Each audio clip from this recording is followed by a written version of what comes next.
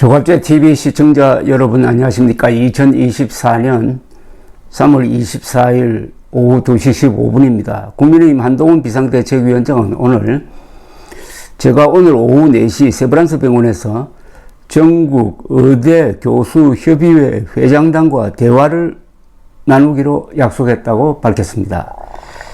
여의도 당사에서 열린 선거대책위원회 회의에서 한 말입니다.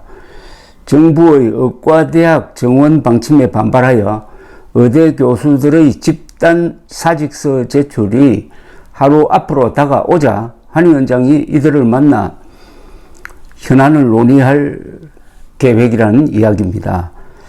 앞서 한 위원장은 지난 22일 비상대책위원회의에서 모든 가능성을 열어놓되 오로지 국민과 환자의 시선에서 이 문제를 해결해야 한다면서, 그렇지만 환자를 두고 의료 현장을 집단으로 떠나는 건 타협 대상이 될 수 없다. 이 부분에 대해 정부는 단호해야 한다고 했었습니다. 그러다가 오늘 교수들을 만나보겠다고 했으니까 태도가 좀 달라졌다는 이야기죠.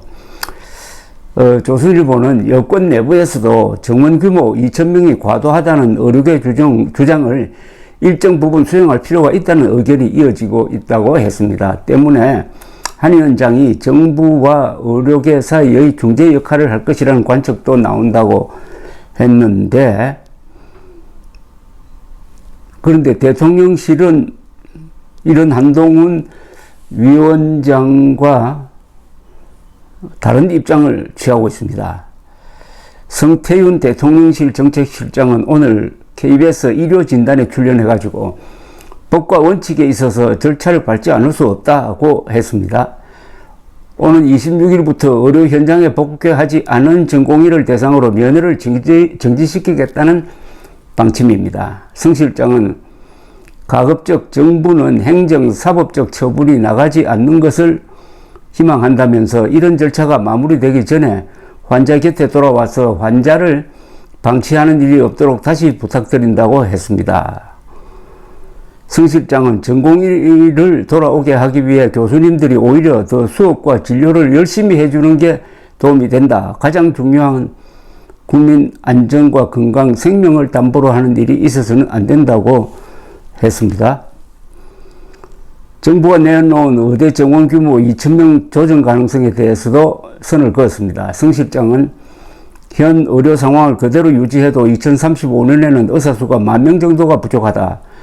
부족을 메우려면 연간 2,000명 배출은 필요하다. 5년 정도 이후에 필요하다면 인원에 관해서는 볼 수 있지만은 지금 인원을 변경시킬 계획은 없다고 했습니다. 이 사람이 말하는 설명은 이 근거가 없습니다.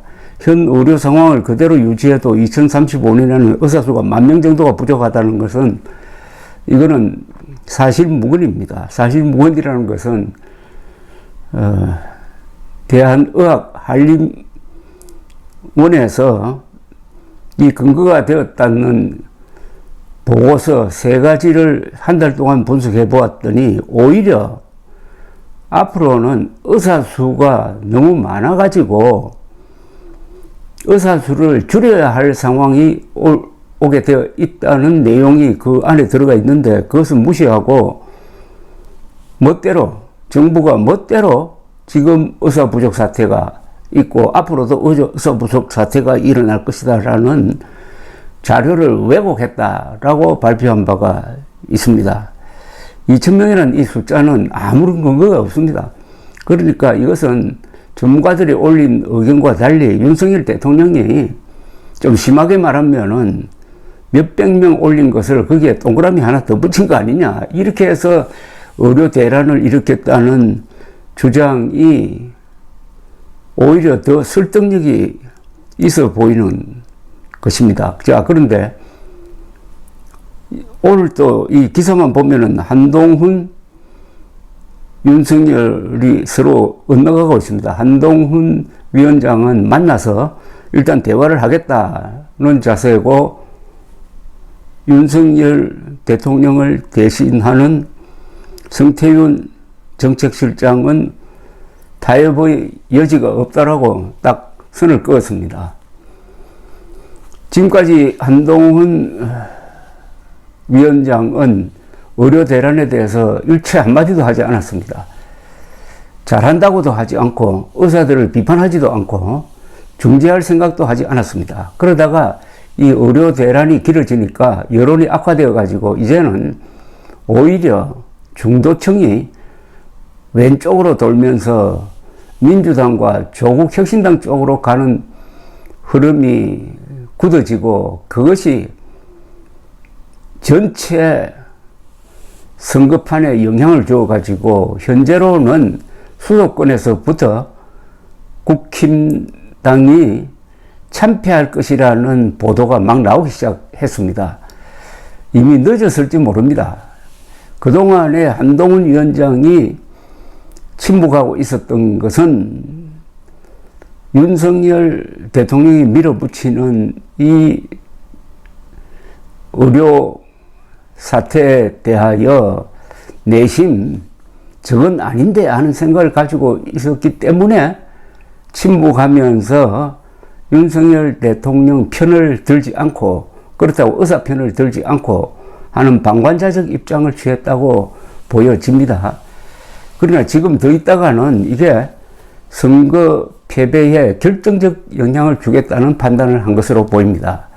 자, 이래 되면 이제 윤석열 대통령 측의 반응입니다. 이미 반응이 나왔지만은 윤석열 대통령이 또 이 문제를 가지고 한동훈 위원장과 또 각을 세우게 될지 그러면은 3차 한동훈 윤석열 엇박자가 되는데 아니면은 한동훈 위원장의 중재 제의를 받아들이게 될지 오늘이 상당히 중요한 날이 될 것으로 보입니다.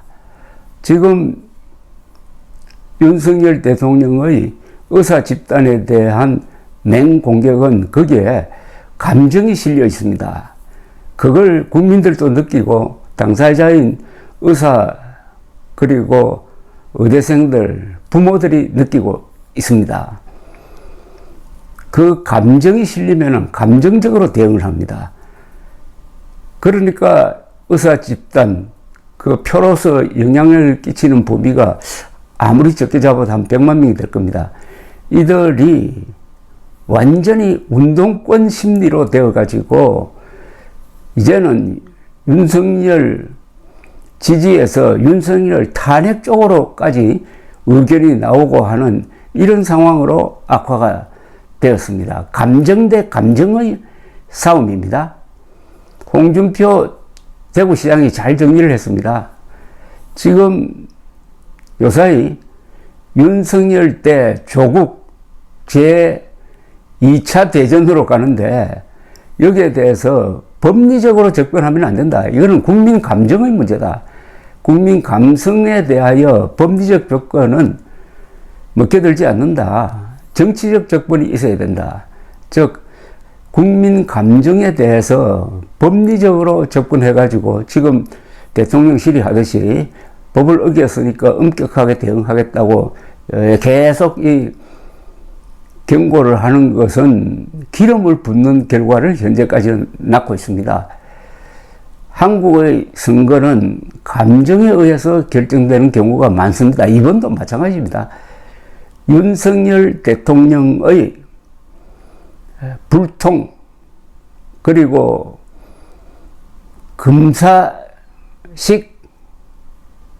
밀어붙이기가 일반 국민들의 상식적인 감정을 건드려서 국민들로 하여금 다시 윤석열을 향해서 감정적인 반응이 나오도록 특히 윤석열 대통령을 지극히 지지했던 의사들을 적으로 돌렸다. 의사들을 적대시하니까 의사들도 윤석열에 대한 적개심을 표현하고 있어가지고 이게 중도에 영향을 주어가지고 이 선거판을 윤석열 검사정치 심판 쪽으로 밀어붙이고 있는데 이제 불과 사전투표를 열흘